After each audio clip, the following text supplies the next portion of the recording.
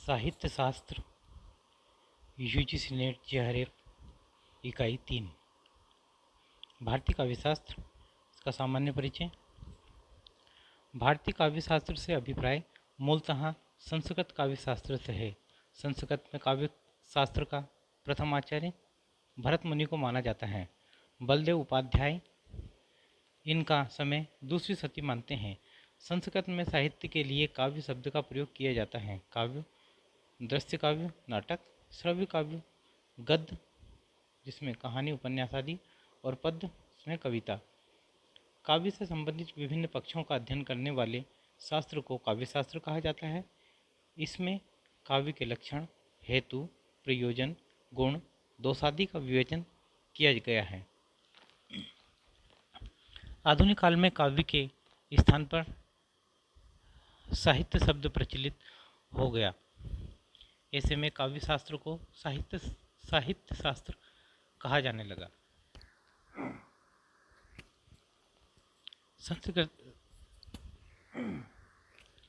संस्कृत के आचार्यों की समृद्ध परंपरा।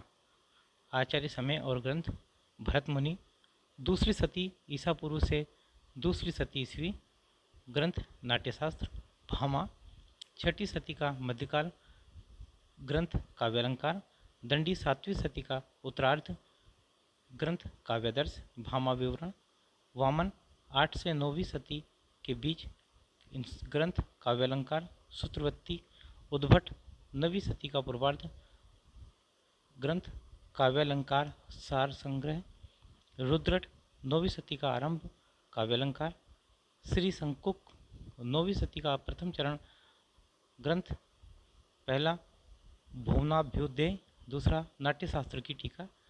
आनंदवर्धन इनकी 9वीं शती का मध्य भाग।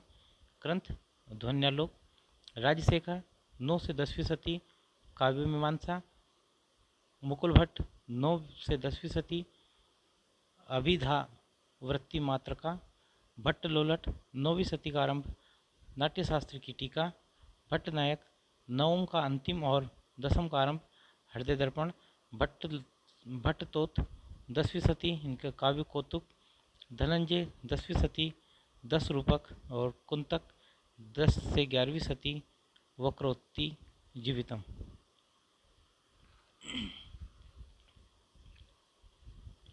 अभिनव गुप्त, 10 से 11वीं शती। ग्रंथ तंत्रालोक भोजराज, 11वीं शती का पूर्वार्ध। सरस्वती कंठाभरण और दूसरा श्रृंगार प्रकाश। महिम भट्ट, 11वीं शती का मध्यकाल। इनका है व्यक्ति विवेक। क्षेमेंद्र का है 11वीं शती का उत्तरार्ध। कवि कंठाभरण मम्मट का 11वीं शती का उत्तरार्ध। काव्य प्रकाश वेदव्यास का 12वीं शती के निकट। अग्निपुराण वाग्भट्ट प्रथम का 12वीं शती का पूर्वार्ध। वाग्भट्टालंकार हेमचंद्र, 12वीं शती। काव्यानुशासन रामचंद्र गुणचंद्र, 12वीं शती का पूर्वार्ध। नाट्य दर्पण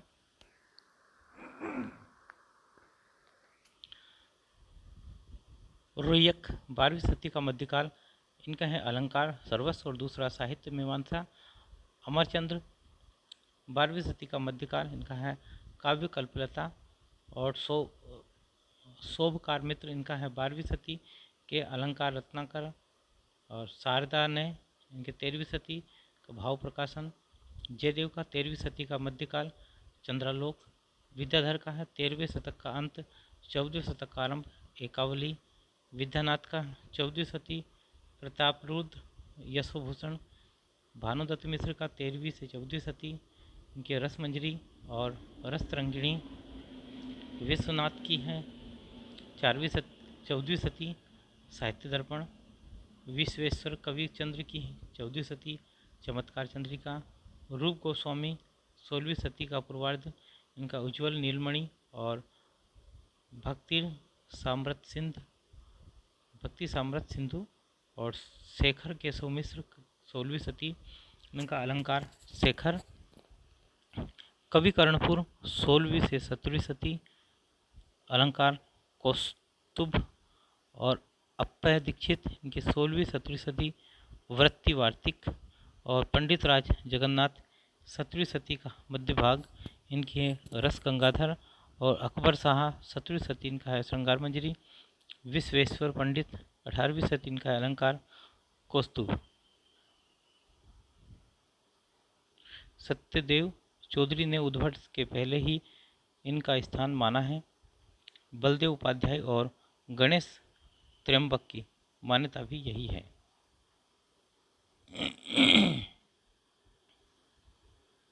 ये वामन की। आगे अभिनव गुप्त ने 4 ग्रंथों की रचना की है। इनमें से 3 ग्रंथ टीका के रूप में रचित हैं। मूल ग्रंथ और टीका। नाट्यशास्त्र भरतमुनि, टीका है अभिनव भारती। ध्वन्यालोक आनंदवर्धन, इनके ध्वन्यालोक लोचन। काव्य कौतुक भट्टतोत, इनके काव्य कौतुक विवरण। एक अन्य ग्रंथ रत्न एवं तंत्र शास्त्र का उत्कृष्ट दार्शनिक ग्रंथ तंत्रालोक है। क्षेमेंद्र के ग्रंथ निम्नलिखित हैं।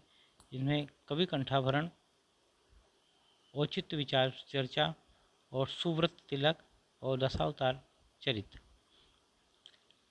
अप्पय दीक्षित के ग्रंथ निम्नलिखित हैं। वृत्तिवार्तिक, चित्रमीमांसा और कुवलयानंद। प्रमुख काव्य शास्त्री ग्रंथ एवं उनसे संबंधित जानकारी। ग्रंथ नाट्यशास्त्र जानकारी। भरत मुनि ने स्वयं पंचवेद कहा था। इसमें 36 अध्याय तथा लगभग 5000 श्लोक हैं। काव्य का विवेचन वाचिक अभिनय के प्रसंग में किया गया है। काव्यालंकार 6 परिप्रेक्ष्यों में व्यक्त ग्रंथ रचिता भामा है। काव्यादर्श 4 परिच्छेद और लगभग 650 श्लोक। काव्यालंकार सूत्र, इसकी रचना सूत्रों में की गई है और सूत्रों पर वृत्ति भी लिखी है। 5 परिच्छेद और 319 सूत्र हैं। काव्यालंकार 16 अध्याय और 734 श्लोक रचिता दुर्धट हैं।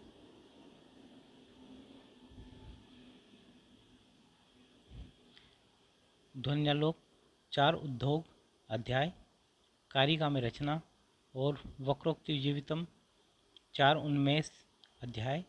कारिका और वृत्ति में रचना रचित 10 रूपक 4 प्रकार का एवं 300 कारिकाएँ।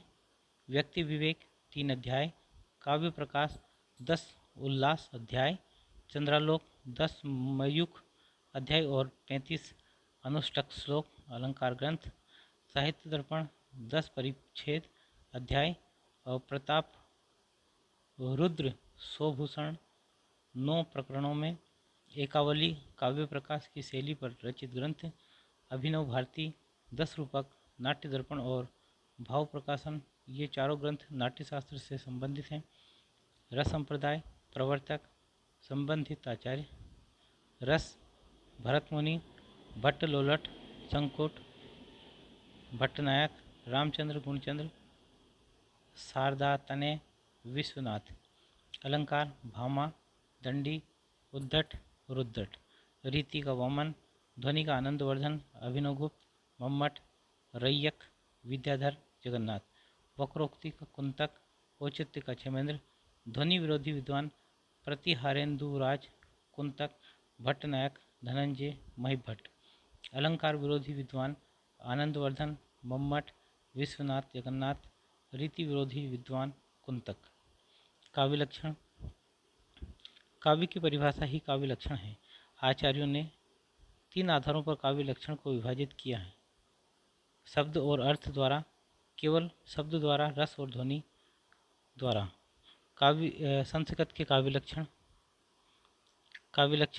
और आचार्य। शब्दार्थों संहितो काव्यम गद्यम पद्यम चा तद्धिता भामा। और शरीरम तावदिष्टार्थ व्यवच्छिन्ना पदावली दंडी।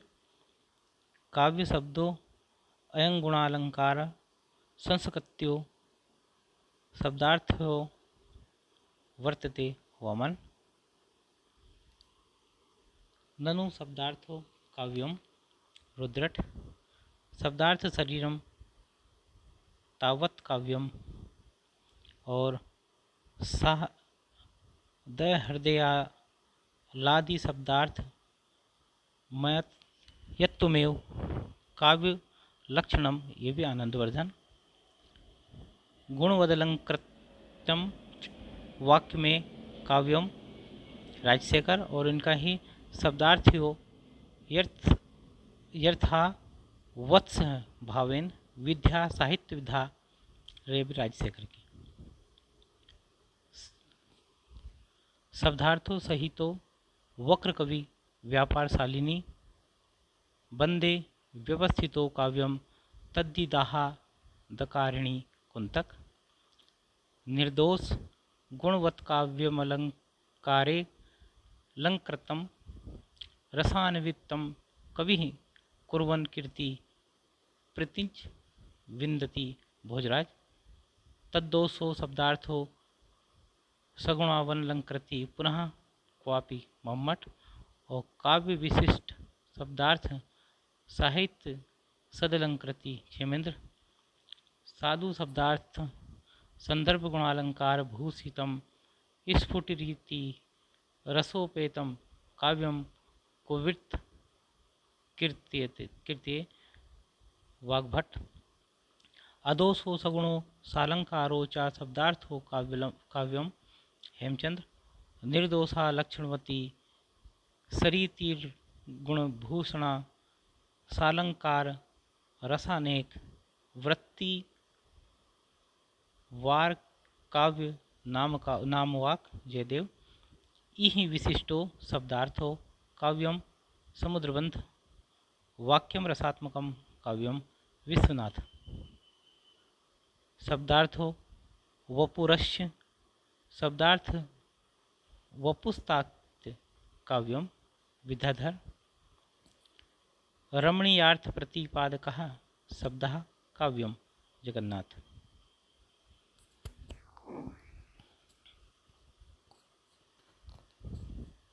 हिंदी के विद्वानों द्वारा दिए गए काव्य लक्षण जगति सुजाति सुलक्षणी सुबरन सरस सुरत भूषण बिनुन विराजयी कविता बनिता मित केशव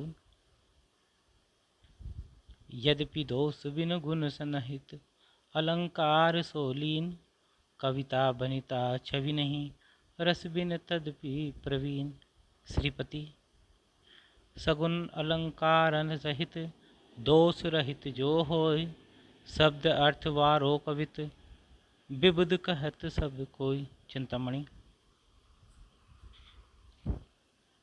वत कहाव रस में जुहे कवित कहावे सोय चिंतामणि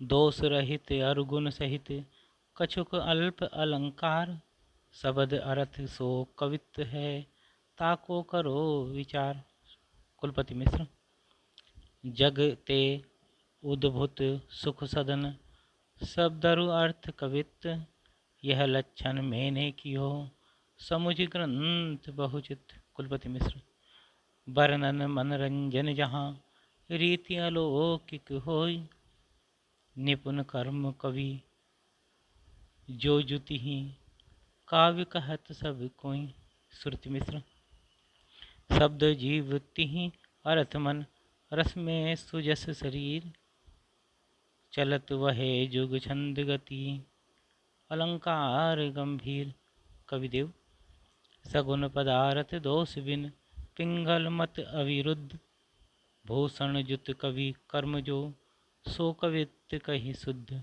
सोमनाथ रस कविता को अंग भूषण है भूषण सकल गुण सरूर और रंग दूषण करे करूपता भिखारीदास किसी पुस्तक को हम साहित्य या काव्य की उपाधि तभी दे सकते हैं जब जो कुछ उसमें लिखा गया है वह कला के उद्देश्यों की पूर्ति करता है। बाबू श्याम सुंदर दास मानव मस्तिष्क के पोषण के लिए भाव राशि के संचित भंडार को साहित्य कहते हैं। बाबू श्याम सुंदर दास समष्टि रूप में साहित्य मानवता का दर्पण है। बाबू श्याम सुंदर दास जिस साहित्य में मानव मस्तिष्क को समृद्ध करने की शक्ति नहीं है या जिस साहित्य में वह अचूक मंत्र नहीं जो फूंक मारने की पस्त पड़ी हुई जाति को ठोकर खाए हुए सर्प के समान क्षुब्ध कर देता है या जिस साहित्य में उदास विशद तथा शब्द भावों का भाव हो या जिस साहित्य में चारित्र्य सत्य का अन्वेषण विश्लेषण नहीं, या जिस साहित्य में ऐसे भाव नहीं जिनमें वह एक देश, एक जाति, एक काल का होने पर भी सार्वदेशिक, सार्वजातिक और सर्वकालीन हो जाए, जिस साहित्य में जीवन जीवन डाल देते की शक्ति नहीं, अथवा जो साहित्य नूतन विचारों या नूतन तथ्यों से शून्य हो, वह साहित्य साहित्य नहीं है। पंडित रामदहिन मिश्र। साहित्य की कोटि में वही वाग्मय आ सकता है जो किसी न किसी अंश में उपयुक्त प्रयोजनों की सिद्धि में सहायक हो। साहित्य यही यदि आनंद दान करके दिल की भूख मिटाता है तो मानव मस्तिष्क को उर्वर बनाकर ज्ञान की वृद्धि भी करता है। इन्हीं बातों से साहित्य की संज्ञा को प्रस्तुत होता है। पंडित रामदहिन मिश्र। साहित्य जनसमूह के हृदय का विकास है। बालकृष्ण भट्ट। ज्ञान राशि के संचित कोष का नाम साहित्य है। महावीर प्रसाद द्विवेदी। मैं साहित्य को मनुष्य की दृष्टि से देखने का पक्षपाती हूँ। महावीर प्रसाद द्विवेदी। अंतःकरण की वृत्तियों के चित्र का नाम कविता है। महावीर प्रसाद द्विवेदी। कविता द्वारा असंभव को भी संभव किया जा सकता है। महावीर प्रसाद द्विवेदी। कविता प्रभावशाली रचना है जो पाठक या श्रोता के मन पर आनंदमय प्रभाव डालती है। महावीर प्रसाद द्विवेदी। मनोभाव शब्दों का रूप धारण करते हैं, वही कविता है, चाहे वह पदात्मक हो या गद्यात्मक। महावीर प्रसाद द्विवेदी। सुप्त भावों को जगाने और चमत्कारपूर्ण अनुरंजन करने की शक्ति को स्रोत है साहित्य। रामचंद्र शुक्ल। जगत भाम की अभिव्यक्ति है और साहित्य जगत के नाना भावों की अभिव्यक्ति। रामचंद्र शुक्ल। साहित्य किसी जाति की वाणी की वह अखंड परंपरा है जो उसके जीवन के स्वतंत्र स्वरूप की रक्षा करती हुई जगत की गति के अनुरूप उत्तरोत्तर उसका अंतर विकास करती चलती है। उसके भीतर प्राचीन के साथ नवीन का इस मात्रा में और इस सफाई के साथ मेल होता चलता है कि उसके दीर्घ इतिहास में कालगत विभिन्नताओं के रहते हुए भी यहाँ से वहाँ तक एक ही वस्तु के प्रकार की प्रतीत होती है। रामचंद्र शुक्ल। जिस प्रकार आत्मा की मुक्तावस्था ज्ञान दशा कहलाती है, उसी प्रकार हृदय की यह मुक्तावस्था रस दशा कहलाती है। हृदय की मुक्ति की साधना के लिए मनुष्य की वाणी जो शब्द विधान करती आई है, उसे कविता कहते हैं। इस साधना को हम भाव योग कहते हैं और कर्म योग और ज्ञान योग के समक्ष मानते हैं। रामचंद्र शुक्ल। कविता ही मनुष्य के हृदय को स्वार्थ संबंधों के संकुचित मंडल से ऊपर उठाकर लोक सामान्य भाव भूमि पर ले जाते हैं, जहाँ जगत की नाना गतियों के मार्मिक स्वरूप का साक्षात्कार और शुद्ध अनुभूतियों का संचार होता है। रामचंद्र शुक्ल। सत्वोद्रेक या हृदय की मुक्तावस्था के लिए किया हुआ शब्द विधान काव्य है। रामचंद्र शुक्ल। कविता जीवन और जगत की अभिव्यक्ति है। रामचंद्र शुक्ल। साहित्य वह है जिसे चरम खींचता हुआ किसान भी समझ सके और खूब पढ़ा लिखा भी समझ सके। महात्मा गांधी। जिस साहित्य में हमारी रुचि ना जगे, आध्यात्मिक और मानसिक शक्ति ना मिले, हम में गति और शांति पैदा ना हो, हमारा सौंदर्य प्रेम न जागृत हो, न सच्ची दृढ़ता उत्पन्न करे, वह आज हमारे लिए बेकार है, वह साहित्य कहलाने का अधिकारी नहीं। प्रेमचंद्र। साहित्य जीवन की आलोचना है। प्रेमचंद्र। भारतीय दृष्टि में आत्मा का अर्थ संकुचित व्यक्तित्व नहीं है, विस्तार में ही आत्मा की पूर्णता है। ये सभी हृदय की ओज को उद्दीप्त कर काव्य के प्रेरक बन जाते हैं। बाबू गुलाब राय। काव्य संसार के प्रति कवि की भाव प्रधान किंतु व्यक्तिक संबंधों से मुक्त मानसिक प्रतिक्रियाओं कल्पना के सांचे में ढली हुई श्रेय की प्रेरूपा प्रभाव उत्पादक अभिव्यक्ति है। डॉक्टर गुलाब राय। आत्मा की मनन शक्ति की वह असाधारण अवस्था जो श्रेष्ठ सत्य को उसके मूल चारुत्व में सहसा ग्रहण कर लेती है, काव्य में कल्पनात्मक अनुभूति कही जा सकती है। जयशंकर प्रसाद। काव्य आत्मा की संकल्पनात्मक अनुभूति है जिसका संबंध विश्लेषण या विज्ञान से नहीं है। जयशंकर प्रसाद। कविता हमारे परिपूर्ण क्षणों की वाणी है। सुमित्रा नंदन पंत। कविता कवि विशेष की भावनाओं का चित्रण है और वह चित्रण इतना ठीक है कि उसके जैसी ही भावनाएं दूसरे के हृदय में आविर्भूत हो जाती हैं। महादेवी वर्मा। कांटा चुभाकर उसकी पीड़ा की अनुभूति तो संसार कराता है, पर कवि बिना कांटा चुभाए उसकी पीड़ा की अनुभूति करा देता है। महादेवी वर्मा।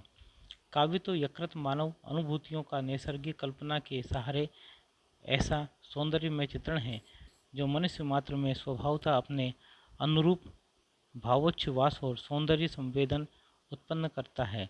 इसी सौंदर्य संवेदन को भारतीय पारिभाषिक शब्दावली में रस कहते हैं। नंद दुलारे वाजपेयी। काव्य की प्रेरणा अनुभूति से मिलती है, यह स्वतः एक अनुभूत तथ्य है। नंद दुलारे वाजपेयी। रसात्मक शब्दार्थ काव्य है और उसकी छंदोमयी विशिष्ट विधा आधुनिक अर्थ में कविता है। डॉक्टर नगेंद्र। काव्य आत्माभिव्यक्ति है। डॉक्टर नगेंद्र। कविता सबसे पहले और अंत में शब्द हैं आगे। कविता भाषा में आदमी होने की तमीज है। धूमिल।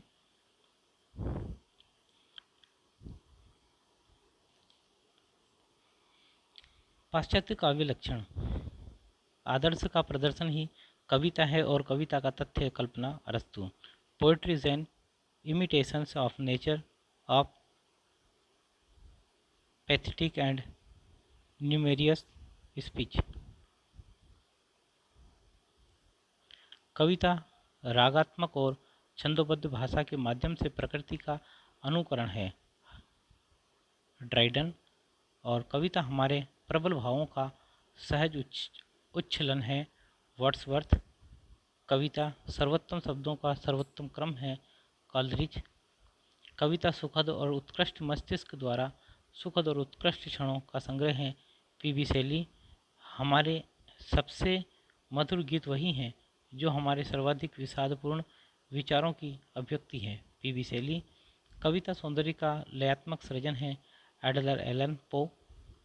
कविता सत्य, सौंदर्य और शांति के तीव्र भाव की अभिव्यक्ति है जो अपने विचारों को कल्पना और भाव के द्वारा स्पष्ट करती है। लेहंट। कविता मूलतः जीवन की आलोचना है। Matthew Arnold. आचार्य रामचंद्र शुक्ल ने भी कुछ एक स्थानों पर इस तरह के विचार व्यक्त किए थे। कविता जीवन की सौंदर्यमय और आनंदपूर्ण व्याख्या है। Matthew Arnold. कल्पना के आवेग में अभिजात मूल्यों की सर्जना को कविता कहते हैं। रस्किन। कविता तो कल्पना और भावों की व्याख्या है। विलियम हाजलिट। शब्दों के काल्पनिक जाल में फंसाने वाली जादूगरनी कविता है। Lord Macaulay. काव्य हेतु। हेतु का तात्पर्य कारण से है। काव्य हेतु का अभिप्राय काव्य की रचना के लिए आवश्यक कारणों से है, अर्थात काव्य के सृजन के लिए किन तत्वों का होना जरूरी है। काव्य हेतु को काव्य की उत्पत्ति के कारण के रूप में समझा जा सकता है। बाबू गुलाब राय के अनुसार हेतु का अभिप्राय उन साधनों से है जो कवि की काव्य रचना में सहायक होते हैं। संस्कृत काव्य शास्त्र में मूलतः 3 काव्य हेतुओं को माना गया है: प्रतिभा, शक्ति, व्युत्पत्ति और अभ्यास। प्रस्तोताचार्य और काव्य हेतु। भामा प्रतिभा, दंडी प्रतिभा, शास्त्र ज्ञान, अभ्यास, रुद्रट कुंतक, शक्ति व्युत्पत्ति अभ्यास, वामन लोक व्यवहार विद्या प्रकीर्ण, जयदेव मूल प्रतिभा व्युत्पत्ति अभ्यास सहायक, मम्मट शक्ति निपुणता अभ्यास, हेमचंद्र केवल प्रतिभा, जगन्नाथ केवल प्रतिभा। भामा काव्य तु जायते जातु कश्चित प्रतिभावतः, अर्थात किसी प्रतिभाशाली में ही काव्य कभी कभी स्फुरित होता है। दंडी नैसर्गिकी चा प्रतिभा संतु चब हो निर्मलम अमंदाश्चाभि योगोस्य कारणम काव्य संपदा। वामन ने काव्य हेतु के लिए काव्यांग शब्द का प्रयोग करते हुए कहा, लोको विद्या प्रकीर्णयस्य काव्यांगिनी वामन ने प्रकीर्ण के अंतर्गत 6 तत्वों को सम्मिलित किया है। लक्ष्यज्ञता यानी कि काव्य परिचय, अभियोग काव्य रचना का अभ्यास, वृद्ध सेवा, गुरु महत्व, अवेक्षण, उचित शब्द प्रयोग, प्रतिमन प्रतिभा और अवधान चित्त की एकाग्रता। रुद्रट तृतीयमीदं व्याप्रियते शक्ति विवृत्तिर्भ्यासः। रुद्रट के अनुसार प्रतिभा से कवि शब्दार्थ सामर्थ्य प्राप्त करता है और व्युत्पत्ति से काव्य को दोषमुक्त और अलंकार आदि काव्य तत्वों से उसे समृद्ध करता है। जयदेव के अनुसार श्रुति व्युत्पत्ति और अभ्यास सहित प्रतिभा की काव्य हेतु है, जैसे मिट्टी पानी के संयोग से बीज बढ़कर लता के रूप में व्यक्त होता है। जगन्नाथ तत्वचा कारणम कविगता केवलम प्रतिभा, कवि में रहने वाली प्रतिभा ही केवल काव्य का कारण है। शक्तिर्निपूर्णता लोकशास्त्र काव्याध्यक्षणात् काव्यज्ञ शिक्षाभ्यास इति हेतुस्तुद्भवे। काव्य प्रकाश मम्मट शक्ति लोक शास्त्र और काव्य आदि के वीक्षण द्वारा अर्जित निपुणता अर्थात व्युत्पत्ति और काव्यज्ञों से प्राप्त शिक्षा के द्वारा अभ्यास ही काव्य हेतु है। प्रसन्न पद नव्यार्थ युक्त्युद्बोध विधायिनी स्फुरन्ती सत्कर्वे बुद्धि प्रतिभा सर्वतोमुखी। वाग्भट प्रतिभा अथवा शक्ति को सर्वाधिक महत्व दिया गया। इसके संदर्भ में आचार्य के मत निम्नलिखित हैं। कविल्यवश्य बीजम प्रतिभान कवित्व बीजम। प्रतिभा बीज रूप है कविता का वामन। जो शब्दों के समूह को, अर्थों के समुदाय को, अलंकारों एवं उक्तियों को तथा अनन्य साधारण रूप में काव्य सामग्री को हृदय के भीतर पहुंचाती है, उसे प्रतिभा कहते हैं। राजशेखर प्रज्ञानवोन्मेषशालिनी प्रतिभामता। भट्टतोत अर्थ व वर्ण विषय को नए नए रूप में प्रकट करने वाली प्रज्ञा प्रतिभा है। प्रतिभा अपूर्व वस्तु निर्माण क्षमा प्रज्ञा। अभिनवगुप्त अपूर्व वस्तु के निर्माण में सक्षम प्रज्ञा प्रतिभा है। प्राक्तनादतन संस्कार परिपाक प्रौढ़ा प्रतिभा काची देव कवि शक्ति। कुंतक पूर्व और वर्तमान जन्म के संस्कारों से मिली कवित्व शक्ति प्रतिभा है। शक्ति कवित्व बीज रूपः संस्कार विशेषः। मम्मट शक्ति अर्थात प्रतिभा कवित्व का बीज रूप विशिष्ट संस्कार है, अर्थात कवित्व के लिए बीज की तरह मूल रूप से उत्तरदायी शक्ति ही है। सा प्रतिभा काव्य घटनानुकूल शब्दोपस्थिति। जगन्नाथ काव्य रचना के अनुकूल शब्दार्थों की उपस्थिति सृजन क्षमता की प्रतिभा है। आचार्य रामचंद्र शुक्ल ने प्रतिभा को अंतःकरण की उद्भावित क्रिया के रूप में व्याख्यायित किया है। विभिन्न आचार्यों ने प्रतिभा के भेद इस प्रकार से किए हैं। रुद्रट सहजा उत्पाधा। सहजा पूर्व जन्म के संस्कारों से प्राप्त प्रतिभा है तथा उत्पाधा से तात्पर्य इस जन्म में अर्जित प्रतिभा से है। राजशेखर कारित्री भावित्री। कारित्री का संबंध कवि से तथा भावित्री का संबंध सहृदय पाठक से है। राजशेखर ने सहजा आहार्या एवं औपदेशिकी प्रतिभा की दृष्टि से कवियों को 3 प्रकार दिए हैं, सारस्वत, आभ्यासिक और औपदेशिक। इन्होंने बुद्धि के 3 भेद माने, स्मृति, मति एवं प्रज्ञा। हेमचंद्र पहला सहजा, दूसरा औषधिकी। यह रुद्र द्वारा किए गए भेद का ही रूप है। सहजा जन्म से संबंधित है तो औषधिकी का संबंध श्रम आदि से है।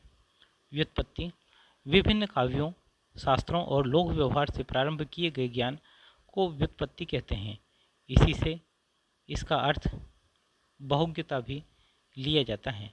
राजशेखर के अनुसार उचित अनुचित विवेको व्युत्पत्ति, उचित अनुचित का विवेक ही व्युत्पत्ति है। अभ्यास, राजशेखर ने इसे स्पष्टतः परिभाषित किया है कि निरंतर प्रयास करते रहना ही अभ्यास है। आचार्य मंगल ने इसे काव्य का मूल हेतु माना है। पाश्चात्य काव्य हेतु अरस्तु और होरेस। अनुकरण, कांट और हीगेल। सौंदर्य प्रेम, आत्म प्रदर्शन और अनुकरण। फ्रायड, अभ्युक्त काम की प्रेरणा। एडलर, मनुष्य जब व्यावहारिक जीवन में अपने प्रभुत्व को स्थापित नहीं कर पाता तो उसके मन से हीन भावना उत्पन्न होती है। इस हीन भावना से मुक्त होने के लिए वह काव्य रचना या अन्य महत्वपूर्ण कार्य करने में प्रवृत्त होता है। इस प्रकार काव्य रचना के मूल में हीनता ग्रंथि के निराकरण की प्रवृत्ति कार्य करती है, अर्थात अहम की स्थापना। हीगल मानव का जन्मजात सौंदर्य प्रेम, आत्म प्रदर्शन तथा अनुकरण की प्रवृत्ति साहित्य सृजन की मूल प्रेरणा है। युंग, जीवनेच्छा। काव्य प्रयोजन, प्रयोजन का अर्थ उद्देश्य होता है। काव्य रचना के उद्देश्य अर्थात उससे प्राप्त होने वाले लाभ को काव्य प्रयोजन कहा जाता है। संस्कृत आचार्यों के अनुसार काव्य प्रयोजन, आचार्य काव्य प्रयोजन भरत मुनि धर्म, यश, आयु साधक, हितकर, बुद्धिवर्धक और लोक उपदेश। एक स्थान पर उन्होंने पीड़ित मनुष्य को विश्रांति करना भी काव्य का एक प्रयोजन माना है। भामा, पुरुषार्थ चतुष्टक, धर्म, अर्थ, काम, मोक्ष, कीर्ति, प्रीति और समस्त कलाओं का ज्ञान। दंडी, काव्य का प्रयोजन अज्ञानांधकार को नष्ट करके ज्ञान ज्योति का प्रसार करना है। लोक व्युत्पत्ति, वामन, कीर्ति और प्रीति, कीर्ति प्रीति हेतुत्वात् रुद्रट। पुरुषार्थ, चतुष्टय, कीर्ति अनर्थ का समन, विपत्ति निवारण, रोग मुक्ति और अभिमत वर की प्राप्ति। आनंदवर्धन, विनयन्मुखीकरण, प्रीति, अभिनवगुप्त। पुरुषार्थ, चतुष्ट, जाया सम्मति, उपदेश, आनंद प्राप्ति और यश। कुंतक, पुरुषार्थ, चतुष्टक, व्यवहार, ज्ञान व परमाधाम, अंतस चमत्कार। महिभट्ट, रस में, सदुपदेश, परमास्वाद। भोजराज, कीर्ति और प्रीति। मम्मट, काव्यम यस्यर्थकृते व्यवहार विदे शिवेतरछत्ये सदा पर निर्वृत्ते कांता सम्मेतत्योपदेश युजे। यश प्राप्ति, अर्थ प्राप्ति, व्यवहार ज्ञान, शिवेतर रोग नाश, परमानंद की प्राप्ति, रसास्वाद और कांता सम्मित स्त्री की तरह कोमल उपदेश। हिंदी के कवियों विद्वानों के अनुसार काव्य प्रयोजन। कवि विद्वान काव्य प्रयोजन कबीरदास, तुम जिन जानो गीत है यह निज ब्रह्म विचार। जायसी, ओ मन जाने कवित्व अस कीन्हा मकु यह रह जगत मह चीन्हा। धनी सोई जस कीरति जासु फूल मरे पे मरे न बासु। तुलसीदास, कीरति भनिति भूति भली सोई सुरसरी सम सब कर हित होई। स्वांतः सुखाय भी माना था किंतु सबका हित करने वाला। कुलपति मिश्र, जस संपत्ति आनंद अति दुरितन डारे खोई। होत कवित ते चतुरई जगत राम बस होय। देव, रहत घर ना बर धाम धन तरवर सरवर कूप। जस शरीर जग में अमर भव्य काव्य रस रूप। सोमनाथ, कीरति वित्त विनोद अरु अति मंगल को देति। करे भलो उपदेश नित यह कवित्त चित चेति। भिखारीदास, एक लहे तप पुष्पोंजल के फल जो तुलसी अरुसुर गोसाय। एक लहें बहु संपत्ति के सब भूषण जो बरवीर बढ़ाए। एखन को जस ही सो प्रयोजन है रस खान रहीम की नाय। दास कवि तन की चर्चा बुद्धि तन को सुख दे सब ठाए। भारतेंदु हरिश्चंद्र। आनंद की अनुभूति और लोकहित की भावना। महावीर प्रसाद द्विवेदी। ज्ञान का विस्तार और आनंद की अनुभूति। हरिबोध आनंदानुभूति। मैथिलीशरण गुप्त। केवल मनोरंजन ना कवि का कर्म होना चाहिए, उसमें उचित उपदेश का भी मर्म होना चाहिए। है जिस कविता का काम लोकहित करना, सद्भावों से मनुज मात्र का भरना। पहले तो कांता सादृश्य हृदय का हरना, फिर प्रकटित करना विमल ज्ञान का झरना। अर्पित हो मेरा मनुज काय, बहुजन हिताय बहुजन सुखाय। रामचंद्र शुक्ल। काव्य का अंतिम लक्ष्य जगत के मार्मिक पक्षों का प्रत्यक्षीकरण करके उसके साथ मनुष्य हृदय का सामंजस्य प्रतिस्थापन है। कविता का संबंध ब्रह्म की व्यक्त सत्ता से है, चारों ओर फैले हुए गोचर जगत से है। जगत अव्यक्त और अभिव्यक्ति है और काव्य इस अभिव्यक्ति की अभिव्यक्ति है। जयशंकर प्रसाद। मनोरंजन और शिक्षा। सुमित्रानंदन पंत। स्वांता सुखाय और लोकहिताय। महादेवी वर्मा।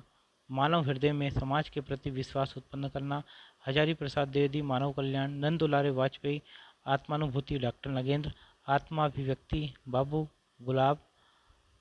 आत्मविस्तार। महावीर प्रसाद द्विवेदी का मानना है कि साहित्य में तो शक्ति छिपी रहती है, पर तोप तलवार और बम के गोलों में भी नहीं पाई जाती। यूरोप में हानिकारिणी धार्मिक रूढ़ियों का उद्घाटन साहित्यिक ने ही किया है। जातीय स्वतंत्र के बीज उसी ने बोए हैं। द्विवेदी जी आगे लिखते हैं कि पोप की प्रभुता को किसने कम किया है? फ्रांस में प्रजा की सत्ता का उत्पादन और उन्नयन किसने किया है? पदाक्रांति इटली का मस्तक किसने ऊंचा उठाया है? साहित्य ने, साहित्य ने, साहित्य ने। मैथिलीशरण गुप्त ने रीतिवाद विरोधी अभियान में हिस्सा लिया है और जगन्नाथ प्रसाद भानु की पुस्तक काव्य प्रभाकर के मई 1912 अंक में आलोचना की। पाश्चात्य काव्य प्रयोजन। पाश्चात्य काव्य शास्त्र में काव्य प्रयोजन को लेकर चिंतकों की 3 श्रेणियां निर्धारित की जाती हैं। कला के लिए Homer, Longinus, Schiller, Swinburne, Oscar Wilde और डॉक्टर ब्रैडले इसके समर्थक रहे। कला जीवन के लिए प्लेटो, रस्किन, टॉलस्टॉय आदि इसके समर्थक थे। इन्हें लोकमंगलवादी भी कहा जाता है। समन्वयवादी कुछ ऐसे चिंतक भी रहे जो काव्य का प्रयोजन जीवन और आनंद दोनों को मानने के समर्थक हैं। अरस्तु, Horace, Dryden, Coleridge, Wordsworth, Matthew Arnold और आइए रिचर्ड इसे मानने वाले चिंतक हैं। रस संप्रदाय। संस्कृत काव्य शास्त्र का सर्वाधिक प्राचीन संप्रदाय रस संप्रदाय है। जनश्रुति के अनुसार रस के प्रथम निरूपणकर्ता के तौर पर नंदकेश्वर का नाम मिलता है, किंतु प्राप्त सामग्री के आधार पर आचार्य भरत मुनि इसके प्रवर्तक माने जाते हैं। संस्कृत के प्रायः सभी प्रख्यात आचार्यों ने रस पर चिंतन किया, जिससे रस सिद्धांत अधिकाधिक पुष्ट होता गया। रस का सामान्य अर्थ पदार्थ आदि के रस से लिया जाता है, किंतु काव्य शास्त्र में इसे काव्यानंद के अर्थ में समझा जाता है। काव्य को पढ़ने, सुनने और देखने से प्राप्त होने वाला आनंद ही रस है। रस का व्युत्पत्तिपरक अर्थ आस्वाद है। कहा भी गया है, रस्यते आस्वादते इति रसः। विभिन्न आचार्यों द्वारा रस निरूपण। आचार्य भरत मुनि ने रस और भाव का विवेचन नाट्यशास्त्र के 6ठ और 7 अध्यायों में किया है। उनके अनुसार विभावानुभाव व्यभिचारी संयोगाद्र सनिष्पत्ति विभाव अनुभाव और व्यभिचारी भाव संचारी भाव के संयोग से रस की निष्पत्ति होती है। जिस प्रकार अनेक प्रकार के व्यंजनों से युक्त अन्न भोजन करते हुए स्वस्थ पुरुष आनंद की प्राप्ति करते हैं, उसी प्रकार विभाव, अनुभव, संचारी भावों में से संपन्न व्यक्ति स्थायी भावों का आस्वादन करते हुए सहृदयजन रस का आनंद लेते हैं। भरत मुनि, भामा ने काव्य रस की बात की। अलंकारवादी आचार्य होने के कारण रस को अलंकार और विभाव को रस माना। लोक स्वभाव की अनुकूलता से रस की सृष्टि होती है। भामा दंडी के अनुसार माधुरी गुण रस का पर्यायवाची है। इन्होंने रस की सत्ता को ग्राम्यत्व दोष के परिहार में ही माना। दंडी के मतानुसार सभी अलंकारों का ध्येय काव्य को रस में करता है। रुद्र ने अलंकारवादी होते हुए भी रस को अलंकार से भिन्न मानते हुए उसका विवेचन किया था। इन्होंने रस के अनुकूल रीतियों और वृत्तियों के प्रयोग पर बल दिया था। आनंदवर्धन ने रस को केंद्र बिंदु मानते हुए समस्त काव्य तत्वों का महत्व माना। ये रस को सर्वाधिक महत्व देने वाले आचार्य थे। अभिनव गुप्त ने रस को इस प्रकार परिभाषित किया है, सर्वथा रसनात्मक वितविघ्न प्रतीतिग्राम हो भाव एवं रसः। धनंजय ने रस की निम्न परिभाषा दी है, विभावेरनुभावेश्च सात्विकेवर विचारिभि आनीयमानः स्वाघत्व स्थायी भावो रसा स्मृतः। मम्मट ने रस को ध्वनि के एक भेद असंलक्ष्य क्रम व्यंग्यक ध्वनि में स्थान दिया है। इन्होंने ही काव्य का सकल प्रयोजन मौलीभूतम भी स्वीकार किया था। रस की परिभाषा यह दी है, व्यक्तः सातेर्विभावाधो स्थायी भावो रसा स्मृतः। क्षेमेंद्र ने अपने संप्रदाय औचित्य की स्थापना रस को आधार मानकर ही की। विश्वनाथ ने रस को इस प्रकार परिभाषित किया है, विभावेनानुभावेन व्यक्तः संचारिणी तथा रस्तामेति रत्यादि स्थायी भावः सचेतसाम। भोजराज कृत श्रृंगार प्रकाश, विश्वनाथ कृत साहित्य दर्पण, भानुदत्त कृत रस तरंगिणी और पंडित राज जगन्नाथ कृत रस गंगाधर रस सिद्धांत की दृष्टि से उल्लेखनीय ग्रंथ है।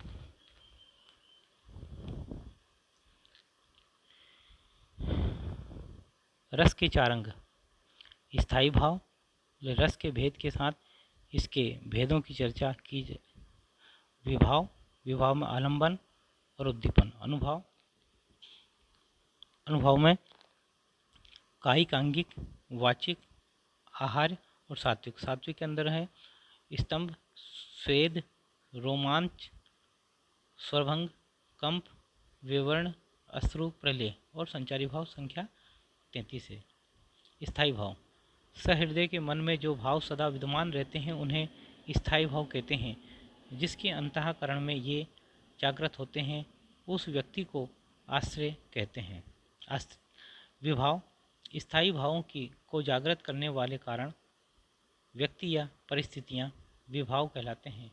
इनके दो भेद हैं, आलंबन, जिसके कारण स्थायी भाव जागृत हो वह आलंबन होता है। उद्दीपन, आलंबन का व्यवहार, क्रियाकलाप एवं देश काल की जो स्थितियाँ स्थायी भावों की को उद्दीप्त करती है वह उद्दीपन कहलाती है। अनुभव, स्थायी भाव के जागृत होने के पश्चात होने वाली आश्रय की चेष्टाएं अनुभव कहलाती हैं। अनुभव आश्रय के भावों के सूचक होते हैं। इसके चार भेद हैं, कायिक, आंगिक, शरीर से संबंधित चेष्टाएं, वाचिक, स्वर के माध्यम से व्यक्त होने वाले अनुभव, आहार्य, वेशभूषा, आभूषण, साज सज्जा, केश सज्जा आदि। सात्विक, मानसिक, सत्व के योग से उत्पन्न आंगिक चेष्टाएं। इन्हें अभिनय के चार प्रकार भी माना जाता है। सात्विक को अयत्नज भी कहा जाता है क्योंकि इसके लिए आश्रय को कोई बाहम चेष्टा नहीं करनी पड़ती, जबकि ऊपर से अन्य तीनों नाटक में पात्र के प्रयत्न तथा काव्य में शब्द से व्यक्त होने के कारण यत्नज कहलाते हैं। आचार्य भरत मुनि ने कायिक, वाचिक और सात्विक को भी अनुभाव माना था। संचारी भाव। संचारी का अर्थ साथ साथ चलने वाला होता है। ये भाव भी स्थायी भाव की पुष्टि के लिए उसके साथ साथ आविर्भूत और त्रोहित होते रहते हैं। ये अस्थिर भाव होते हैं। संचारी भाव। व्यभिचारी भावों की संख्या 33 मानी गई है। आचार्य रामचंद्र शुक्ल ने विरोध अवरोध के आधार पर इनका वर्गीकरण इस प्रकार किया है: सुखात्मक, गर्व, औत्सुक्य, हर्ष, आशा, मद, संतोष, चपलता, मृदुलता, धैर्य। दुखात्मक, लज्जा, असूया, अमर्ष, अभित्था, त्रास, विषाद, शंका, चिंता, निराश, उग्रता, मोह, अलसता, उन्माद, असंतोष, ग्लानि, अपस्मार, मरण, व्याधि। उभयात्मक, आवेग, स्मृति, विस्मृति, दैन्य, दौड़ता, स्वप्न, चित्त की चंचलता। उदासीन, वितर्क, मति, श्रम, निद्रा, विबोध। संस्कृत में भानुदत्त और हिंदी में देव ने एक अन्य संचारी भाव छल का उल्लेख किया था, जिसे अन्य आचार्यों की मान्यता नहीं मिल सकी। भरत मुनि ने अपने ग्रंथ में भावों की संख्या 49 मानी थी, जिसमें 8 स्थायी भाव, 8 सात्विक भाव और 33 संचारी भाव थे। इनके अनुसार भाव का अर्थ है उच्यते वागंगमस्वोपेतान काव्यार्यान भवयन्तीति भावाः। भरत मुनि। रस के भेद। रसों की संख्या मूलतः 8 मानी गई है, जिसमें समय समय पर आचार्य वृद्धि करने का मत प्रस्तावित करते रहे। विभिन्न आचार्यों द्वारा प्रतिष्ठित रस। प्रस्तोताचार्य। रस और स्थायी भाव। आचार्य भरत मुनि श्रृंगार रस, रति। आचार्य भरत मुनि हास्य रस, हास। आचार्य भरत मुनि रौद्र रस, क्रोध। आचार्य भरत मुनि करुण रस, शोक। आचार्य भरत मुनि वीर रस, उत्साह। आचार्य भरत मुनि अद्भुत रस, विस्मय। आचार्य भरत मुनि विभत्स रस, जुगुप्सा। आचार्य भरत मुनि भयानक रस, भय। आचार्य उद्भट शांत रस, निर्वेद। आचार्य रुद्रट पेयान रस, स्नेह। आचार्य विश्वनाथ वात्सल्य रस, वात्सलता। आचार्य रूप गोस्वामी भक्ति रस, ईश्वर विषयक रति।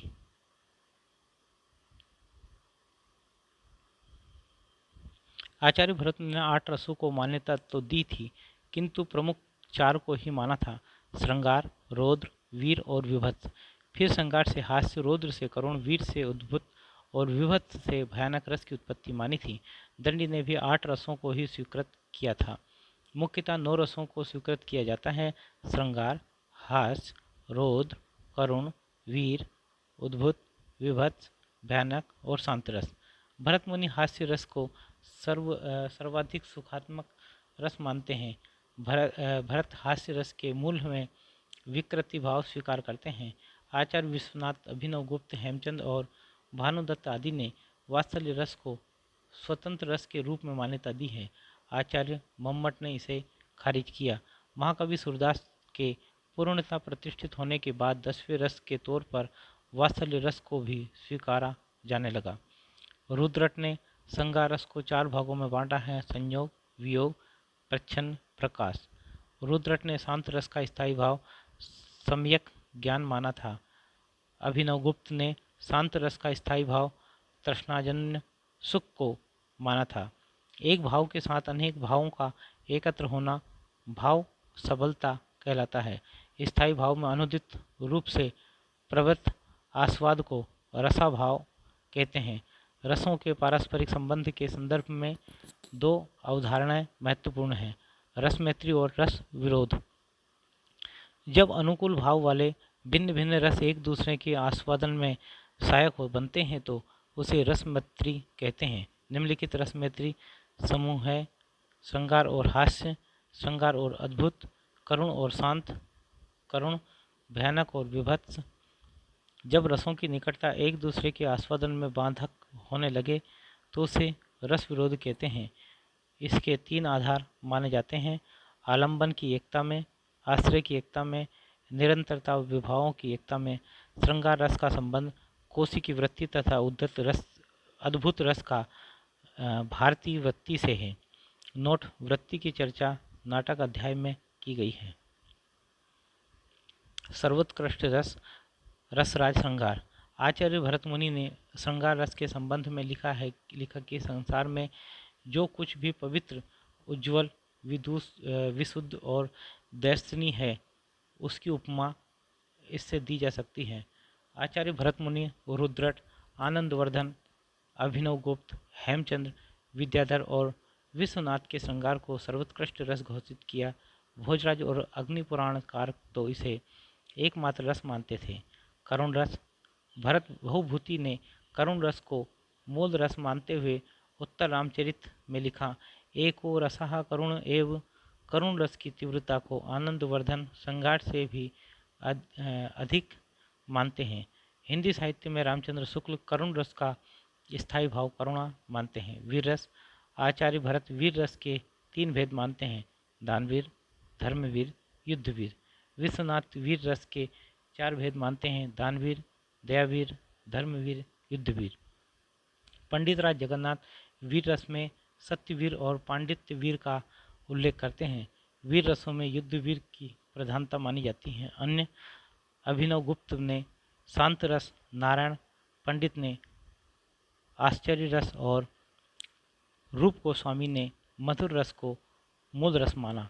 नारायण पंडित आश्चर्य पर लिखते हैं, तच्चमत्कार सारत्वे सर्वत्राप्य भूतो रस। भानुदत्त माया को एक भिन्न रस मानते हैं। भक्ति को अलौकिक रस की मान्यता भानुदत्त ने प्रदान की। शुक्ल दुष्कर कर्म करने की भावना को उत्साह का आलंबन मानते हैं। रस का स्वरूप। रस को ब्रह्मानंद ने के समानार्थी कहे जाने का आरंभ तैत्तिरीय उपनिषद से ही हो गया था। रसो वेशः। आगे आचार्य भट्टनायक ने रस को ब्रह्मानंद सहोदर कहा। विभिन्न आचार्य समय समय पर रस के स्वरूप का विवेचन करते रहे, जिसे सार रूप में प्रस्तुत करने का श्रेय आचार्य विश्वनाथ को प्राप्त है। सत्वोद्रेक कादखंड स्वप्रकाशानंद चिन्मय वेदांतरस्पर्शशून्यो ब्रह्मास्वाद सहोदरः लोकोत्तर चमत्कारण प्राणः केश्चित् प्रमात्रभी स्वकारवदि भिन्नत्वेन अयमास्वादते रसः।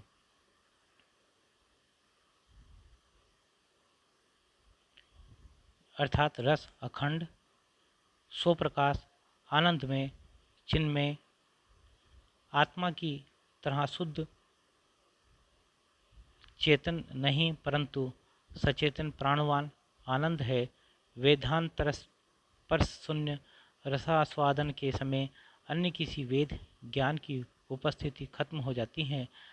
ब्रह्म स्वाद सहोदर लोकोत्तर चमत्कार प्राण अलौकिक विश्व में रस का प्राण है, अपने आकार से अभिन्न रूप में आस्वादित होता है। रसः काव्य की आत्मा। अग्नि पुराणकार ने रस को अनिवार्य घोषित करते हुए लिखा, लक्ष्मीरिव विना त्यागान्वाणी भांति निरसा। आचार्य राजशेखर ने रस को काव्यात्मा घोषित कर दिया। शब्दार्थो ते शरीरम रस आत्मा।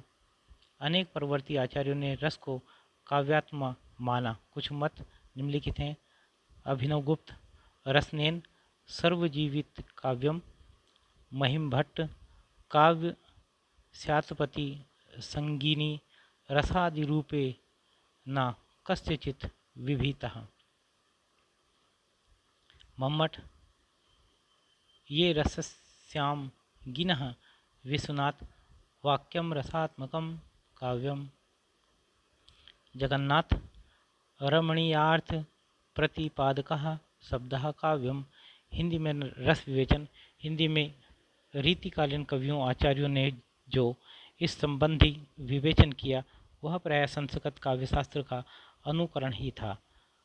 काव्यसार शब्दार्थ को रस ते ही काव्यसुसार,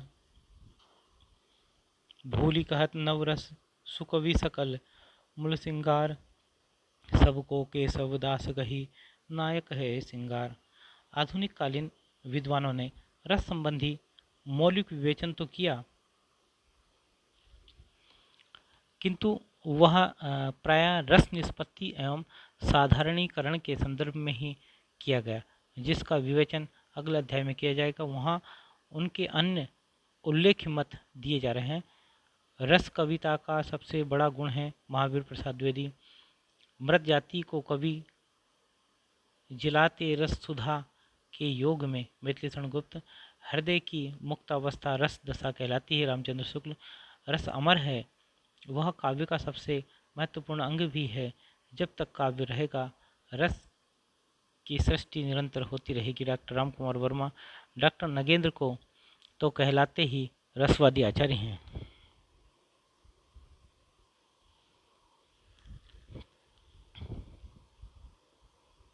रस निष्पत्ति।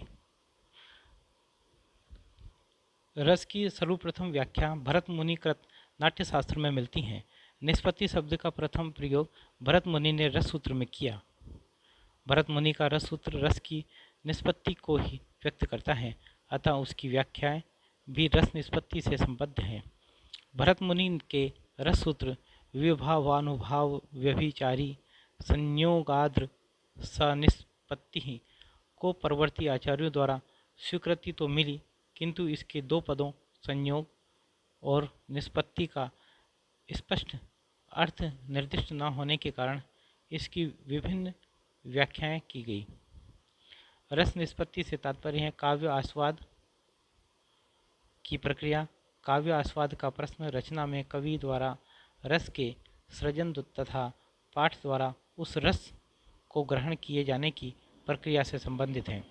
भरत मुनि के रस सूत्र के प्रख्यात व्याख्या का उन पर प्रभाव डालने वाले दर्शन और उनकी व्याख्याएं आचार्य भट्ट लोलट मीमांसा व्याख्या उत्पत्तिवाद आरोपवाद संयोग संबंध उत्पादक भाव संबंध गम्य गमक भाव संबंध पोष्य पोषक भाव संबंध निष्पत्ति उत्पत्ति और रस की अवस्थिति अनुकार्य वास्तविक रामादि में श्री संकुक न्याय अनुमितिवाद अनुमान अनुमान अनुमापक भाव और अनुमिति अनुकर्ता अभिनेता नट में भट्टनायक सांध्य भुक्तिवाद भोगवाद विभावन भोज्य भोजक भाव भुक्ति प्रेक्षक दर्शक में अभिनवगुप्त सेव अभिव्यक्तिवाद अभिव्यंजना व्यंग्य व्यंजक भाव अभिव्यक्ति सामाजिक सहृदय में। अनुकार्य और अनुकर्ता काव्यशास्त्र की पारिभाषिक शब्दावली है। अनुकार्य से तात्पर्य उस पौराणिक या ऐतिहासिक चरित्र से है जिसका अभिनय किया जा रहा होता है, और अनुकर्ता अभिनेता को कहते हैं।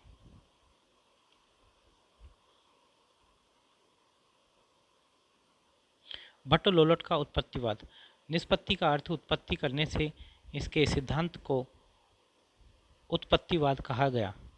अलबत्ता भट्ट लोलट सहृदय का उल्लेख नहीं करते, किंतु उनका अर्थ यही रहा होगा कि सहृदय अभिनेता नट नटी पर वास्तविक रमादि अनुकार्य का आरोप करके ही रस की प्राप्ति करते हैं। इसी से उनके सिद्धांत को आरोपवाद भी कहा गया। इसके मतानुसार स्थायी भाव अनुपस्थित अपरिपक्व होता है, किंतु यह विभाव अनुभाव और संचारी भाव के संयोग से अपचित परिपक्व हो जाता है। अपचितावस्था परिपक्वता को प्राप्त स्थायी भाव ही रस कहलाता है। स्थायी भाव का विभाव के साथ उत्पादक संबंध अनुभाव के साथ गम्य गमक संबंध और व्यभिचारी संचारी भाव के साथ पोष्य पोषक संबंध माना। इनके अनुसार रस मूलतः वास्तविक ऐतिहासिक पौराणिक चरित्र अनुकार्य रमादि में ही होता है, किंतु दर्शक अभिनेता अनुकर्ता नट के अभिनय के कारण उन्हें ही वास्तविक रमादि समझकर उनमें रस का आरोप कर लेता है। इन्होंने तद्पतानुसंधान तत्व का प्रयोग किया है। श्री संकुक ने इनके मतों का खंडन इस प्रकार किया। उपचित स्थायी भाव रस नहीं हो सकता, क्योंकि उपचिति की मात्रा को तय कर पाना संभव नहीं है। स्थायी भाव और विभाव में उत्पादक संबंध को कार्य कारण संबंध के रूप में नहीं लिया जा सकता। घड़ा उत्पाद है और कुम्हार उत्पादक। कुम्हार के अंत के बाद घड़ा नष्ट नहीं होता, परंतु काव्य में विभावादि के अंत के बाद रस भी खत्म हो जाता है। अनुकर्ता अभिनेता को यह पता नहीं होता कि अनुकार्य रामादि ने कैसे स्थिति में किस तत्व के रस का आस्वादन किया था। ऐसे में सहृदय अभिनेता के माध्यम से अनुकार्य रामादि द्वारा प्राप्त मूल रस का आस्वादन कर ही नहीं सकता। उन्होंने श्रव्य काव्य को पढ़ते सुनने से होने वाले रसानुभूति के संदर्भ में विचार नहीं किया था। श्री संकुक का अनुमितिवाद उन्होंने रस और विभाववादी के बीच अनुमापक संबंध माना। सामाजिक अपनी वासना से नट अभिनेता पर रामादि अनुकारी का अनुमान करते हुए उस रस को प्राप्त करता है जिसे स्वयं रामादि ने प्राप्त किया होगा। श्री संकुक के इस सिद्धांत के दो भाग हैं। सामाजिक द्वारा नट में जो कुशल अभिनय की तल्लीनता में अपने आप को रामादि समझने लग जाता है, रामादि के इत्यादि रति आदि भावों की अनुमति अनुमान, और तभी सामाजिक को अपनी वासना द्वारा उन भावों के रंगमंची सौंदर्य प्रभाव के बल पर रसानुभूति की प्राप्ति। संदर्भ भारतीय काव्यशास्त्र सुबोध विवेचन डॉक्टर सत्यदेव चौधरी। इन्होंने इस अनुमान को सामान्य लौकिक अनुमानों से अलग माना। इनकी विलक्षणता के प्रतिपादन के लिए चित्र तुरंग न्याय का आश्रय लिया। चित्र तुरंग न्याय से जैसे हम चित्र में चित्रित तुरंग घोड़े को वास्तविक रूप में भागता हुआ घोड़ा ही समझ लेते हैं, वैसे ही अनुकार्य रामादि के अभिनय करने वाले अनुकर्ता अभिनेता को ही अनुकार्य समझ लेते हैं। इनका महत्व इस बात में है कि इन्होंने सर्वप्रथम स्पष्टता सहृदयगत वासना का उल्लेख किया। इससे परवर्ती आचार्यों के लिए पृष्ठभूमि तैयार हुई। भट्टनायक ने यह तर्क देते हुए विरोध किया कि अनुमान द्वारा हम राम सीतादि को और उनके प्रेम को देख अपने व अपनी प्रेसी के प्रेम की कल्पना नहीं कर सकते। उनसे हमारी संस्कार निष्ठा श्रद्धा बाधा उत्पन्न करेगी। वैसे भी मिथ्या अनुमान से सत्य की अनुभूति संभव नहीं है। भट्टनायक का भक्तिवाद पूर्ववर्ती मतों के अनुसार प्रेषक को अभिनेता के द्वारा अनुकार्य रामादि द्वारा अनुभूत रस की प्राप्ति होती थी, किंतु भट्टनायक ने अलग व्याख्या प्रस्तुत करते हुए सर्वप्रथम साधारणीकरण का सूत्रपात किया। उन्होंने काव्य में रस निष्पत्ति के तीन व्यापार माने, अभिधा, भावकत्व और भोजकत्व। अभिधा, इससे शब्दार्थ का बोध होता है। भावकत्व, इस व्यापार के द्वारा विभाव अनुभाव और व्यभिचारी भाव साधारणीकरण हो जाते हैं। साधारणीकरण होने से तात्पर्य व्यक्ति विशेष से जुड़े न रहकर अपने पराये के भाव से मुक्त होकर सामान्य हो जाने से है। भोजकत्व साधारणीकरण के पश्चात हृदय रजोगुण व तमोगुण के नाश से केवल सत्वगुण से भर उठता है तथा इस लोक की क्षुद्रताओं से परे वह अलौकिक अवस्था में चला जाता है, जहाँ भोजकत्व के द्वारा रस का भोग होता है। इसके मतानुसार श्रव्य काव्य में तीनों व्यापार तथा दृश्य काव्य नाटक में अंतिम दो व्यापार होते हैं। अभिनवगुप्त ने इनके 3 व्यापारों से असहमत होते लिखा है कि भावकत्व व्यापार, ध्वनि तथा भोजकत्व व्यापार रसास्वादन में अंतर्भूत हो जाते हैं, अतः इनकी स्वतंत्र व्याख्या की आवश्यकता नहीं और न ही किसी पूर्ववर्ती आचार्य ने इनका उल्लेख किया था। अभिनवगुप्त का अभिव्यक्तिवाद, इनके अनुसार स्थायी भाव व्यंग्य है और विभावादि व्यंजक, इनके संयोग से रस की अभिव्यक्ति होती है। वह न तो उत्पन्न होता और न ही अनुमेय वह तो अभिव्यक्त होता है। स्थायी भाव हृदय में वासना संस्कार के रूप में हमेशा होते हैं। वे रति आदि स्थायी भाव ही साधारणीकरण विभावादि के द्वारा व्यंजित होकर श्रृंगार आदि रस के रूप में अभिव्यक्त हो जाते हैं। संदर्भ भारतीय काव्यशास्त्र सुबोध विवेचन डॉक्टर सत्यदेव चौधरी। अभिनवगुप्त प्रत्येक सामाजिक मनुष्य को सहृदय मानने के समर्थक नहीं थे, वह उन्हें ही सहृदय मानते थे जो रसास्वादन में समर्थ हो। परवर्ती काव्यशास्त्र में इनका सिद्धांत प्रतिष्ठित रहा।